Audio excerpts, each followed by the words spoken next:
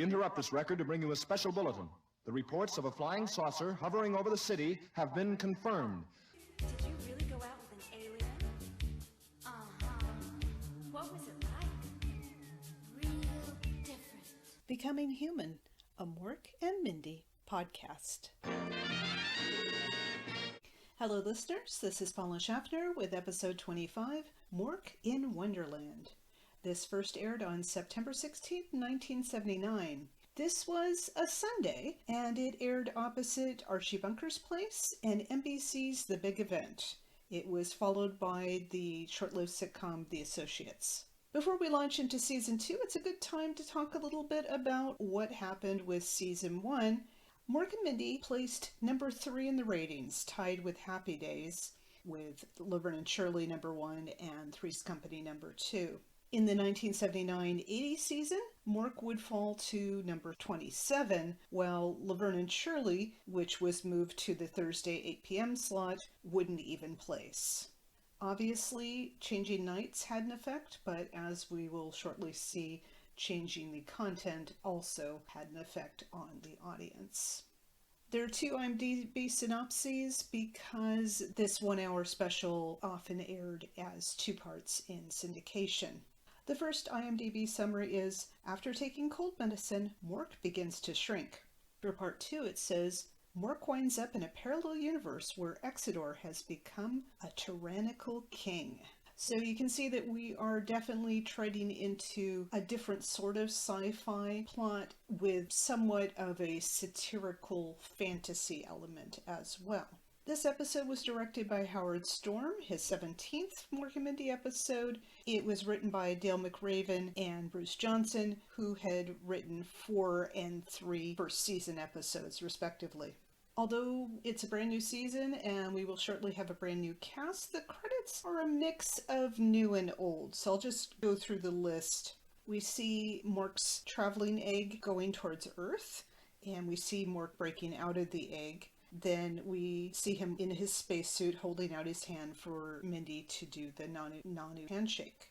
Then we see some clips from season 1 with Mork as a chicken and a little boy, and also being attacked by Baloney.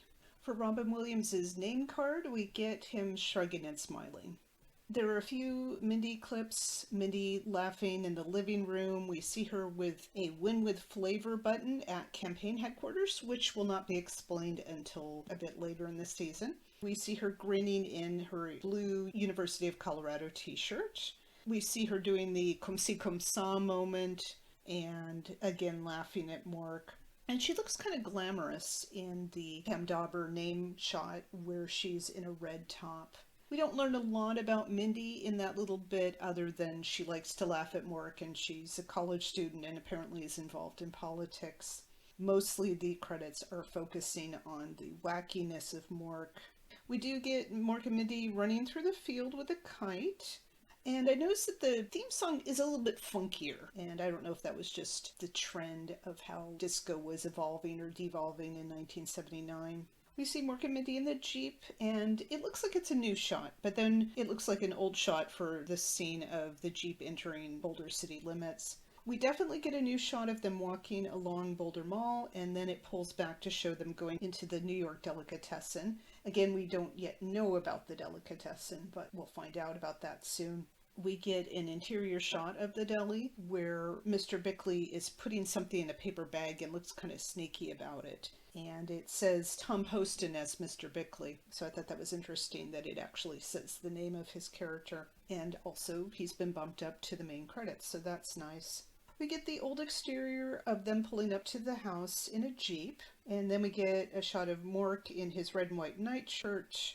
We have Mork blasting the toaster and Mork frozen. And there's actually a new sequence, which I think is from the episode where Mork thinks that he has to fight in order to have a good relationship with Mindy. And this is him knocking food out of her hand as she looks shocked. Then we get Mork and Mindy happily dancing. Mork trying to make the egg from the fridge fly and swinging down from the attic. And then we have Mork and Mindy back up on the goalposts. The message of these credits kicking off the season is that things have changed somewhat, but not a lot. Astute viewers would, of course, notice that Conrad Janis and Elizabeth Kerr were missing from the credits. We will soon find out why. We get an exterior of the house at nighttime, and there's a heavy rain, and we can see a rain effect at the window. And there's a different look to this episode. I wondered if maybe this was when TV shows had started to switch over to videotape rather than film, but I don't know. And it could just be how it looks on DVD. But I think that, along with the fact that a lot of this just couldn't have been filmed in front of a studio audience, definitely gives it a different feel. Watch it now. I don't know that I would have picked up on that in 1979 necessarily. Mindy and Mr. Bickley are sitting on the couch, and she's serving him some coffee. He says that it's just like Mom used to make. She thanks him, but then he says that his mom's coffee was awful too, so she says thanks more sarcastically. Despite him insulting her coffee, she invites him to go with her and Mork to Utah to visit her father. He's joined a symphony orchestra, and she's really proud of him. Mr. Bickley says he never liked Mindy's father. Now, as far as I know, there's only one scene where they actually meet in season 1, but perhaps they had time to interact off-screen. Mr. Bickley says he doesn't really like anybody, which is true. But he does admit that it's not easy for a man to sell his business and take a new job. So we know that the music store is gone. Mindy says that this job is perfect for him because he always wanted to conduct the symphony. The orchestra will travel through the whole country. So that, I think, left them an out. If they did want to bring Conrad Janis back, they could just have his tour simply end, or it could be off-season or something. Mr. Bickley says Zubin McConnell. This is probably a reference to Zubin Mehta, who was an Indian conductor of Western music, and he was born in 1936. I can't tell if this scene or any of the later scenes were actually filmed in front of a studio audience. They definitely have the studio audience react to Mork's entrance. It's just very loud but quick. He comes in, he's drenched. He tells him not to panic, and Mindy says not again, because she's seen Mork react to things. And I thought it was going to be about him reacting to the rain. But he says it's nothing serious, he just wanted to let them know that the world's coming to an end. Bickley seems happy about this. Mork says he went down to buy a book, The Life and Hard Times of Prince Rainier of Monaco. And while he was there, he saw a newspaper headline saying that there's an energy crisis. Mr. Bickley says it's a big deal. Mork calls him Mr. Smarty Pants Republican, so just in case you're wondering if Republican was still going to be an insult this season, yes it is. Mork has decided that in order to conserve oil, he would shoot off all the street lights in downtown Boulder. He also did the traffic lights, although he will miss their festive colors. People used to stop and just watch them change. When Mindy tells Mork to relax, he says that there's a world beyond I Love Lucy, which I thought was funny because he's the one who cares about I Love Lucy. We're running out of fossil fuels. There aren't any more dinosaurs dying, and dinosaurs still in residuals. Don't you understand? It's a whole different world. And pretty soon, 100 years from now, they'll be drilling into cemeteries looking for oil. How'd you like us? I can see the advertising slogans now. Put a relative in your tank and then have testimonials. Hey, I got 20 miles to the gallon using my Aunt Tess. I think Dinah Shore still had a talk show around that time. She was still definitely a recognizable name, even to kids. Mindy says there is an energy crisis, and in 50 or 60 years, we will run out of oil. So here we are, 43 years later. She says that a lot of people believe the oil crisis is a scare tactic to raise prices. Mork, because he just doesn't understand greed, doesn't see why anybody would want to get rich at other people's expense. Mr. Bickley says some of us believe that the people who own the oil are shaking down the rest of the world. So Mork says, oh, shakes after their booty, punning on Shake Your Booty, the famous disco song. Borderline racist, but understandable in the context of 1979.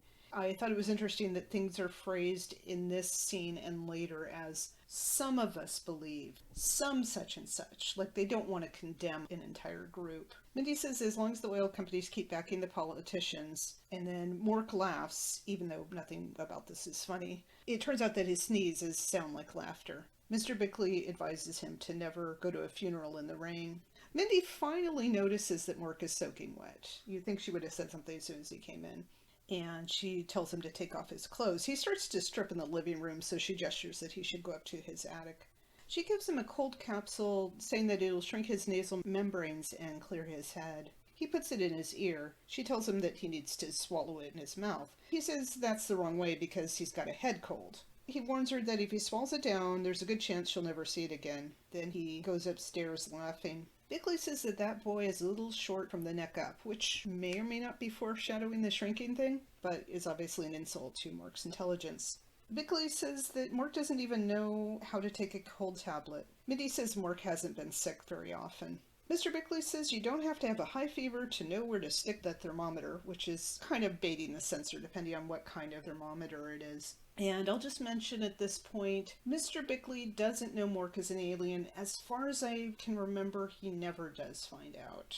She again invites him to Utah. He asks who will have to sit in the back seat with, Mork or Mindy's grandmother. She says that Grandma is already there. She's going on tour with Fred. Mr. Bickley calls her a 78-year-old groupie. I thought that they said at some point in season 1 that she was 65, but I could be wrong.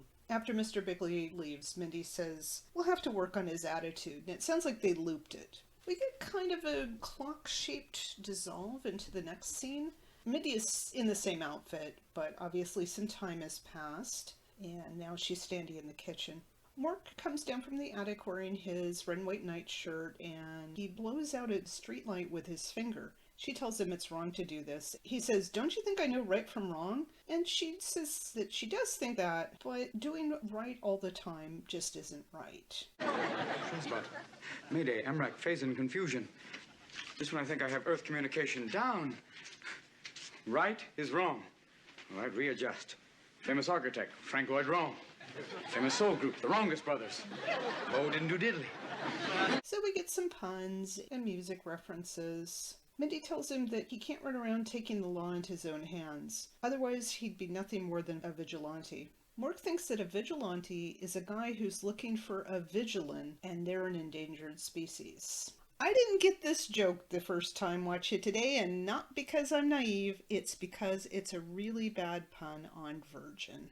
Mork says he knows what he did was wrong, and he puts his head on her shoulder, and she pats his head. She makes him promise not to break any more streetlights. She notices that the sleeve of his new nightshirt is too long. He puts on his nightcap, which covers his face. She jokes that it looks like a Ku Klux candy cane. He says this is the same cap and nightshirt he's always had. And then he asks her how tall he is, which is kind of an odd question to ask. And they're both standing up, and she puts her hand a little bit above her head, even though he's not that much taller than her, depending whether she's wearing boots. They're about the same height. But now he's about half a head shorter. Mork says that he forgot that orcans are entirely made of membranes. Mindy thinks this is impossible. People don't just shrink. Mork asks, then how come his shorts just fell off? We get a daytime exterior of the house, and Mindy is reading a red book that she says covers every disease known to man. Now, this is not a huge book, so what is it, like one sentence per disease? Mork is at the other end of the couch, and he's in brown shorts, a yellow shirt, and blue suspenders, and honestly, he looks like he should be wearing lederhosen. Mindy says that there's nothing in the book about what's causing him to shrink. Mork says that he could always play shortstop. She tells him not to make jokes. In less than one day, he shrunk down to half his size, but it looks like a lot smaller than that. I mean, he's about the size, although not the proportions of, say, a baby or maybe a toddler. Mork says that this can't go on forever, and in the meantime, in the words of Esther Williams, he's got to go with the flow, so making a joke about the 40s and 50s swimming actress. He thanks Mindy for the new clothes. He says last night he rolled over and his shirt didn't. Mindy borrowed the clothes from Billy's mom across the street. She's sorry that she couldn't get him shoes that fit. He says that he's wearing his old shoes, and it's a tribute to Emmett Kelly. I think may have been mentioned on an earlier episode, and that's the artist who did clown paintings. The thing is, if Mork were wearing his own shoes, they would be a lot bigger on him. I mean, he's not much bigger than a shoe right now himself. Mindy asks when Mork is going to face reality, and she says he's still shrinking. He tells her to look at the bright side. There's got to be a pony in there somewhere, which is a reference to the joke about the kid digging through manure because there's got to be a pony in there somewhere. He says that he could be Paul Williams's valet, which I think is not the first reference to the short song composer, very prominent in the 70s. And then he says, some people say, if I knew them what I knew now. And he's got his eye on a cute little 8-year-old who has the body of a 6-year-old. Yeah. She tells him to stop it. Not stop making disgusting jokes, but just simply stop making any jokes. Mork says there's no point in them both being scared to death, so his approach, of course, is to use humor to cope through this, and she's the one who wants to face reality, even though the reality is bizarre. She wants to call a doctor, but he says that normal doctors wouldn't work for him because he's got a different metabolism, which we saw in the episode Mork Runs Down, where a pediatrician examined him. He says that he had to call a shrink. She asks if this is a little Orkin humor, and he gets offended for some reason. Now, suddenly, she can't make height jokes, even though she wasn't making a joke. She explains that a shrink is another word for a psychiatrist, and he says that his shrink isn't one. There's a knock, and Mindy answers it. It's Exidor, and he has a shrunken head, so that's the shrinking. He makes house calls. He refers to Mork as the little fella, and Mork says that he's straight ahead and down. Exeter calls his followers boys and tells them to please get out so that they can let the shrimp boat sink in dignity. Mindy sarcastically says that he's all heart. He says a good shrink has to be. He shakes his shrunken head at his followers, and Mindy says to get that ugly thing away from her. She says there's no telling where the shrunken head has been. Mork reintroduces Dr. Exidor, but he says he doesn't want to be called doctor and lumped in with all those quacks. He says that they can call him Ms. Mork says that's good, it goes with the outfit. Exidor says, speaking of outfits, he loves Mork's, except for the duck feet. Can I have them when you... Even though Mindy earlier was worried that Mork was going to keep shrinking, she tells Exidor that Mork won't shrink anymore. Exidor tells her to take some snapshots just to be safe. Mork says that he's feeling short of breath. Mindy says Mork needs a real doctor. Mork thinks this means the kind that golfs on Wednesdays, fee splits on Thursdays, and puts you on hold on Fridays. Mindy says most doctors are highly qualified. In their own backward way. But I'm strides ahead of them, and I don't mean little froggy steps, I mean giant strides ahead. I'm strides ahead of every doctor in the world. Mean you're bigger than Dr. Joyce Brothers? I even have prettier hair. Bigger than Doc Severinsen, Dr. Scholes, Dr. Pepper? Oh, please! We're not talking fruity-flavored drinks here, Mort. We're talking hard scientific facts based on years of research, dedication, experimentation. Don't step there! Step on a crack, break your mother's back. Mindy says Exidor is no better than a witch doctor, so Mork quietly tells her, that's Ms. Witch Doctor, and Exidor thanks him. Exidor slumps on the couch, and Mork uses the arm of the couch as kind of a psychiatric couch. Exidor says he has a pencil for shorthand, and then he says sorry. They start to discuss Mork's symptoms. He asks if Mork gets mad when he hears the song Short People, the Randy Newman song. Mork says no.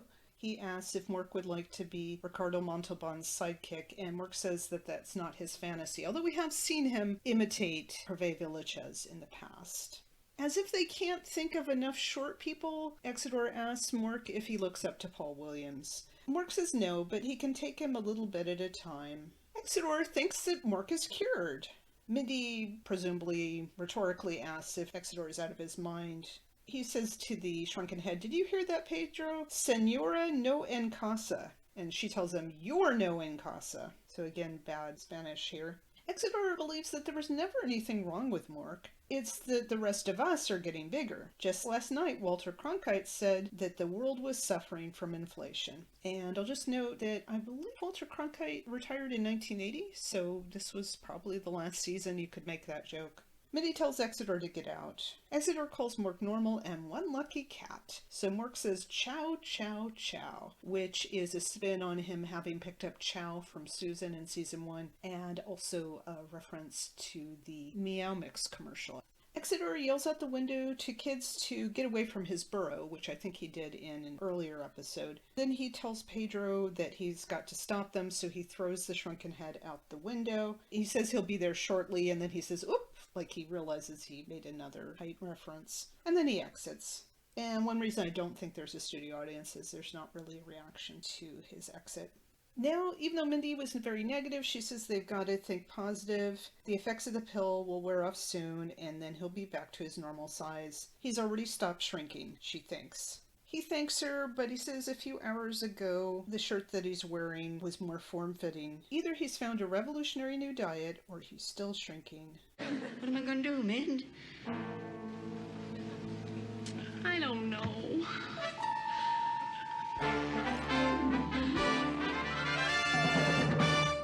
We get another daytime exterior of the house, and that same truck that was driving by earlier drives by again. Mork is on top of the table. We see a doll-sized couch, table, and chair. Mork is in orange slacks, a darker orange leopard print coat, and a black collared shirt. Mindy apologizes that they didn't have any Ken dolls. I think she means Ken wardrobes. He says he feels funny wearing Tacky Bob, but better latent than never. Tacky Bob, I guess, is some sort of tacky version of a Ken-sized doll they made up, and I don't know if they're implying latent homosexual or something else. I do have to say, I really like this outfit on Mork. I don't think it's tacky. Mork says one advantage is that they can get an entire living room set for $6 and some change. She still wants him to see the doctor. He thinks the doctor would be suspicious that Mork's an alien because he's smaller than what most people would have removed. She's hoping that he'll return to normal size. He says he hasn't shrank, when he should say shrunk, in over an hour. He's going to be big again in no time at all. He does his bark laugh and she imitates him. He remembers that she's supposed to go to school today. She says she has a journalism exam, but she doesn't want to leave Mork. He says he's a big boy now, and he tells her to get out before he spanks her ankles. As she's leaving, he suggests she get him a Barbie doll with all the accessories. So apparently to Mork, shrinking down releases a lot of perverted thoughts. She remembers that the exterminator man is supposed to come today, but she realizes she should cancel. And presumably she does, because we don't have that as one of his upcoming little adventures. After she goes, Mork shrinks again, and the clothes are baggy now. He's worried that soon he'll be a speck of dead meat. Even though Mork was trying to be the more optimistic one, obviously he is scared as well. Just like in some of the first season episodes, Mindy is worried about Mork's safety and life. She's very protective of him, understandably. Mork summons Orson, and I don't know why he didn't do this earlier, but maybe he was waiting till he was alone and Mindy wasn't around. Orson is surprised when Mork calls him sir, because usually Mork starts his report with one of his snide little fat jokes, so obviously that's been stinging him. Mork says he's in big trouble, well, sort of the opposite, and he explains the situation. Orson says that Mork has to do something. He wonders if there's anything on Earth that'll make things grow. Mork thinks of fertilizer, but the smell would kill him. Then Mork says that Mindy is into health food. This is the first time I remember this being mentioned, although we do know that she's friends with somebody who works in a health food store. He says that she eats brewer's yeast, and yeast makes bread grow. And Mork worries that if it doesn't work, he's going to be able to count how many angels can dance on the head of a pin. Orson wishes him good luck, and he says, "Thank you, mon general," so a little more French. And Mork says that he's signing off, maybe for the last time. He says, "Nanu, nanu." So we get to see Orson a bit concerned here, one of the few times that things are desperate enough. We saw this a little bit on the episode Mork Runs Down, when it was Mork's birthday, and there was all that with the energy source of the Gleek. And I just want to mention that the way that Mork is shrinking, obviously they couldn't do it as a gradual process because they would have had to do some even trickier camera work than they did. He'll shrink and then he'll be okay for hours and then he shrinks again. When Mork is back on the coffee table, he says that he feels like the Incredible Hulk in reverse, and of course we had some Incredible Hulk references in the first season. The brewer's yeast is on the counter in a bottle clearly labeled brewer's yeast. He says it might as well be on the other side of the Rockies. He walks to the edge of the table, and then he has Mondo Vertigo, Hitchcock City, referring to that Jimmy Stewart movie. He says he doesn't want to end up as an alien pizza, as if he fell off the table and splat. He sits on a plate of spaghetti, and then he decides to use his noodle. He shimmies down it like a rope. Says that Mindy used too much garlic. It's the only pasta that has a half-life. But he is glad that she made spaghetti because it'd be hard to shimmy down succotash. There's a knock, and Mr. Bickley calls out to Mork and Mindy. Mork says that he hasn't got time for small talk, and he tries to hide. Mr. Bickley lets himself in, and he calls out to both Mork and Mindy again. We hear Bicky the dog barking. Mr. Bickley tells him to stay down there, and Daddy, as he refers to himself, will be right back. He's there to borrow a book called Cheryl Teague's The Early Years. So as with the Prince Rainier joke, it's just kind of like, It's topical. It's not really that funny. Mork says that the book is too deep.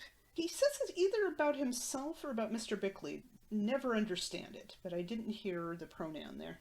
Mr. Bickley knocks on the bedroom door and calls out to Mindy. He decides he'll just go and get the book. He almost steps on Mork, and the studio audience, or the laugh track or whatever it is, casts an alarm.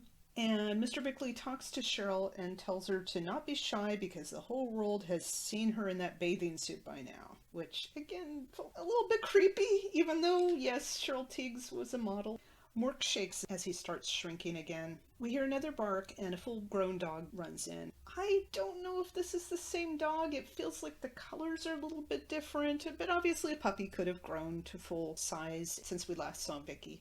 Mr. Bickley hugs his dog and says that he told him to wait downstairs. He says he just has to find the book and then they'll go for a nice walk. So it's kind of a sweet little moment there, although obviously Vicky is meant to be a threat to Mork from the perspective of himself and the audience. Then Mork's pants fall off. For some reason he takes off his socks. His black shirt is hanging down to about mid-thigh. The dog starts sniffing around. Mork runs away. He sees a mouse hole, which I guess is why the exterminator is coming, and he goes in. As Mork runs towards the mouse hole, he says, "Tiny feet don't fail me now," so that's one of his catchphrases I mentioned last season. Vicky actually sticks his nose in the hole, but he's obviously too big to go in. Mr. Bickley finds the book, which is blue and flat and looks kind of like an album or maybe a yearbook. He calls over to Vicky, and Mork sighs with relief. Mindy comes home. Mr. Bickley explains he came over to borrow a book, and Mork said it was okay. She says, "You saw Mork?" And he says, "A couple days ago." So that gives us a sense of how much time has passed from that first scene. Mr. Bickley says that the door was unlocked, as if that's the thing that's most concerning Mindy. She says she'll tell Mork about the book. After Mr. Bickley leaves, she calls out to Mork. He peers out of the mouse hole, and then a mouse sniffs him. And Mork says he loves Steamboat Willie, a reference to the early Mickey Mouse cartoon. And then Mork flees the hole, and the mouse retreats. Even though when we had Mork talking to the mouse and himself, his voice was regular, when we get more of Mindy's perspective, Mork's voice sounds really high. Mindy understandably looks very worried. He tells her that there's one last chance, brewer's yeast. His shirt is now down to his knees. He climbs into the palm of her hand. He tells her that she does great work, but she shouldn't applaud herself. She again tells him no jokes. But nonetheless, he says thanks for the lift, and he knows he's in good hands. He tells her to think of this as just another example of lousy living through chemistry. Better living through chemistry was the DuPont slogan from the 30s through the 80s. She gets him one of the brewer's yeast pills, but it's about as big as his head. She says she'll mash it up and dissolve it in water, but he shrinks out of sight. Oh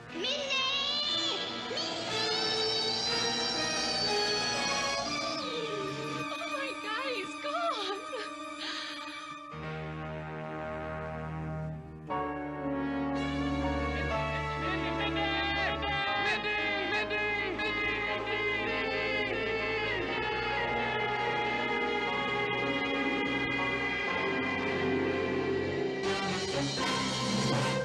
Next week on Becoming Human. I don't mean to pry, but why am I all tied up? All right already. Don't you know there's a rebellion going on? We're an outrageous, zany bunch of revolutionaries called the Sillies. And we're revolting. We are? Against the Glums. And I just want to say, we think you're a spy. Spy, but for who?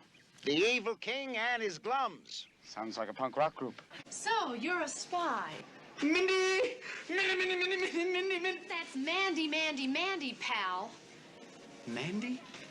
He actually cut off our energy supply just so we could raise the rates and make everybody else more glum. So now we only have electricity every other day. I'm odd. All my men are known, but you aren't. If you could get a job at the castle, well, then you could be our spy. All we have to do is prove that the king is a crook, and I know even his glums would turn against him.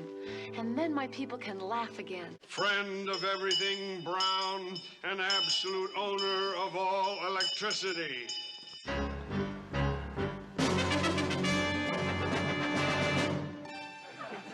Exodar! Exodar? My name isn't Exodar. My name is Exodon. Welcome to my world. Prepare for your doom. Well, I guess it's time we got our just desserts. Now that's funny.